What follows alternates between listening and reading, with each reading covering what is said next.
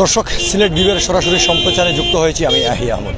আপনারা জানেন যে আজ কিছুক্ষণ পরই কিন্তু সিলেট টাইটান্স ও রাজশাহী ওয়ারিয়র্সের ম্যাচ দিয়ে কিন্তু 12তম যে সিলেটের বিপিএলের যে আসর রয়েছে সেটির আনুষ্ঠানিকতা শুরু হবে। দর্শক, আমরা এই মুহূর্তে অবস্থান করছি সিলেটের যে আন্তর্জাতিক যে স্টেডিয়াম রয়েছে সেই স্টেডিয়ামের ঠিক বাহিরে প্রধান ফটকে।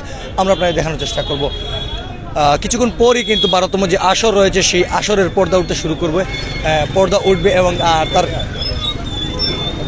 পর্দা উঠবে। আর তার ঠিক আগ মুহূর্ত যেটা রয়েছে সেটা সিলেটের যে ক্রিকেট প্রেমী যারা রয়েছেন, শুধু সিলেট বললে ভুল হবে, সিলেট এবং সিলেটের বাহিরের যারা ক্রিকেট প্রেমী রয়েছেন তারা ইতিমধ্যে মাঠে আসতে শুরু করেছেন এবং এখানকার যে নিরাপত্তা ব্যবস্থা সেটিও কিন্তু প্রচুর জোরদার করা হয়েছে। ব্যাগেজ তল্লাশি করা হচ্ছে, পাশাপাশি সন্দেহভাজন কোনো ব্যক্তি হলেও তাকেও তল্লাশি করা হচ্ছে। আইন শৃঙ্খলার যে নজরদারি যেটি রয়েছে পোশাকধারী পুলিশের পাশাপাশি র্যাব, সেনাবাহিনী, বিজিবি ও সাদা পোশাকেও প্রচুর পুলিশ মোতায়েন করা হয়েছে। আমরা ইতিমধ্যে যেখানে আছি, আমরা ইতিমধ্যে ঠিক এই জায়গাতে বেশ লোকসমাগমের দেখতে পাচ্ছি। কারণ হচ্ছে কিছুক্ষণ পর যে উদ্বোধন হবে সেই উদ্বোধন উপলক্ষেই কিন্তু এখানে লোকসমাগম আসতে শুরু করেছেন। আর দর্শক, আমরা একটা বিষয় জানিয়ে রাখতে চাই আপনাদের, যে চলতি যে আসর রয়েছে সেই আসরে সিলেট, চট্টগ্রাম ও ঢাকা এই তিনটি ভেন্যুতেই মোট 34টি ম্যাচ আয়োজন করা হবে। আজকের এই উদ্বোধনী ম্যাচে কিন্তু মুখোমুখি হবে সিলেট টাইটান্স ও রাজশাহী ওয়ারিয়র্স। সিলেট থেকে কিন্তু সিলেট পর্ব শেষ হলেও বিপিএল যাবে চট্টগ্রামে, এরপর সেখান থেকে কিন্তু শেষ পর্বের জন্য ঢাকায় ফিরবে এই টুর্নামেন্টটি। দর্শক, আজকের যে আজ 26 ডিসেম্বর, আজ কিছুক্ষণ পরই বিপিএলের যে দ্বাদশ আসর রয়েছে, মানে 12তম আসর রয়েছে, সেই আসরের উদ্বোধনী অনুষ্ঠান শুরু হবে এবং আসরের ফাইনাল ম্যাচটি অনুষ্ঠিত হবে আগামী 23 জানুয়ারি, সেটি অনুষ্ঠিত হবে ঢাকায়। দর্শক, প্লে অফ পর্বের যে ম্যাচগুলো রয়েছে সেগুলো অনুষ্ঠিত হবে ঢাকা শেরেবাংলা জাতীয় ক্রিকেট স্টেডিয়ামে। 19 জানুয়ারি অনুষ্ঠিত হবে এলিমিনেটের প্রথম কোয়ালিফায়ার ম্যাচটি। দ্বিতীয় কোয়ালিফায়ার মাঠে গড়াবে 21 জানুয়ারি এবং 23 জানুয়ারি অনুষ্ঠিত হবে মহারণ ফাইনাল যে ম্যাচ রয়েছে সেটি, এবং সেটি অনুষ্ঠিত হবে ঢাকায়। এই পর্বের যে ম্যাচগুলো রয়েছে সেগুলো রিজার্ভ ডেও রাখা হয়েছে, আমরা যেটা জানতে পেরেছি আর কি। দর্শক, এই যে উদ্বোধনী অনুষ্ঠানকে দুটি বর্গে ভাগ করা হয়েছে এবং দিনের সূচিতে থাকা দুটি ম্যাচের আগে পৃথকভাবে আয়োজন করা হবে এই অনুষ্ঠানটি। বিকাল 3টায় নামবে রাজশাহী ওয়ারিয়র্স ও সিলেট টাইটান্স, মুখোমুখি হবে মাঠে হাড্ডাহাড্ডি লড়াই। এবং আমরা এখন যেটা দিনের যে দ্বিতীয় ম্যাচ যেটি হবে সেই ম্যাচ শুরু হবে সন্ধ্যা 7:45 সে তার মুখোমুখি হবে নোয়াখালী এক্সপ্রেস ও চট্টগ্রাম রয়্যালস। দর্শক, আমরা একটু কথা বলার চেষ্টা করব আমাদের যে আজকের যে ম্যাচগুলো রয়েছে দেখতে আসা দর্শকদের। আমরা একটু কথা বলার চেষ্টা করবো। আপনি কোথা থেকে এসেছেন? আমি সিলেটে থাকি, আমার ভাই নোয়াখালীকে সাপোর্ট দেওয়ার জন্য আসছি। আপনি আজকে কার ম্যাচ দেখতে এসেছেন? আমরা নোয়াখালীর ম্যাচ দেখতে আসছি। আমাদের নোয়াখালী সাথে নিয়ে আসছেন? আমার ছেলেকে নিয়ে আসছি।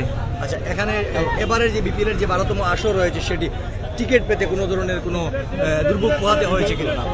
টিকিট তো পাই নাই, আমরা টিকিট পাচ্ছি না। অনলাইনে যে করছে এখানে কোনো টিকিটে পাচ্ছি না, মানে এখানে হাজার লোক আছে টিকিটবিহীন, মানে ঢোকার কোনো সিস্টেম নাই, কোনো টিকিট নেই। অনেকে দর্শক হয়রানি হচ্ছে, আপনার টিকিটবিহীন, দর্শকই নাই, আপনার টিকিটই নাই।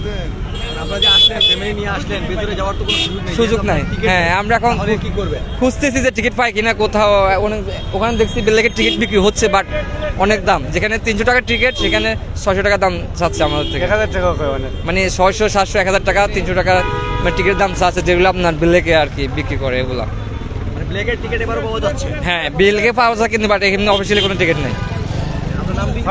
আমার নাম মোশাররফ হোসেন সুজন, নোয়াখালী থেকে। ধন্যবাদ। আমরা কথা বলছিলাম নোয়াখালীর এক দর্শক যিনি আজকে এসেছিলেন বিপিএলের যে দ্বাদশ আসর রয়েছে সেই দ্বাদশ আসরে খেলা উপভোগ করতে পরিবার পরিজনের, কিন্তু তিনি জানিয়েছেন যে স্টেডিয়ামের যে প্রধান ফটক রয়েছে সেই প্রধান ফটকেই কিন্তু এবারও বেশ কালোবাজারি টিকিট বিক্রি হচ্ছে, যেগুলো আসলে অনলাইন থেকে আগে থেকেই কাটা হয়েছিল এবং পরবর্তীতে দ্বিগুণ বা তার চেয়ে অধিক দামেই কিন্তু এই টিকিটগুলো বিক্রি করা হচ্ছে। দর্শক, আমরা আরেকটা বিষয় আপনাদের জানিয়ে রাখতে চাই যে রাজশাহী সিলেট ম্যাচের স্টেডিয়ামে অনুষ্ঠিত হবে কিন্তু প্রথম আনুষ্ঠানিকতা। দিনের সূচনা হবে কোরআন তিলাওয়াতের মাধ্যমে। দিনের সূচনা হবে কোরআন তিলাওয়াতের মাধ্যমে, এরপর সমবেত কণ্ঠে পরিবেশিত হবে বাংলাদেশের জাতীয় সঙ্গীত। সেটি কিন্তু ঠিক উদ্বোধনের শুরুতেই কিন্তু এই বিষয়গুলো থাকবে এবং উদ্বোধন ঘোষণার সময় সাম্প্রতিক যে সন্ত্রাসী হামলায় শহীদ শরীফ ওসমান হাদির স্মরণে কিন্তু 1 মিনিট নীরবতা পালন করা হবে, যেটি আমরা জানতে পেরেছি।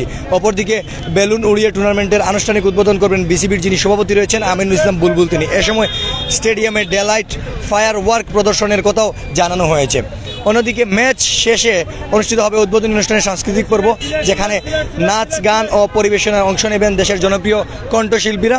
6টি ফ্র্যাঞ্চাইজির জার্সি পরে নৃত্যশিল্পীরা নৃত্য পরিবেশন করবেন। সঙ্গীতানুষ্ঠানের কোরিওগ্রাফির দায়িত্বে থাকছেন ফুয়াদ মুক্তাদির। প্রায় 45 মিনিটের এই আয়োজন শেষে শুরু হবে দিনের দ্বিতীয় ম্যাচ। এবারের বিপিএলে ধারাভাষ্য কক্ষে থাকছেন দেশি ও বিদেশি পরিচিত মুখরা। কমেন্ট্রি প্যানেলে তো রয়েছেন Waqar Younis, Danny Morrison, Darren Gough, Parvez Maharoof, Athar Ali Khan ও রমিজ রাজা।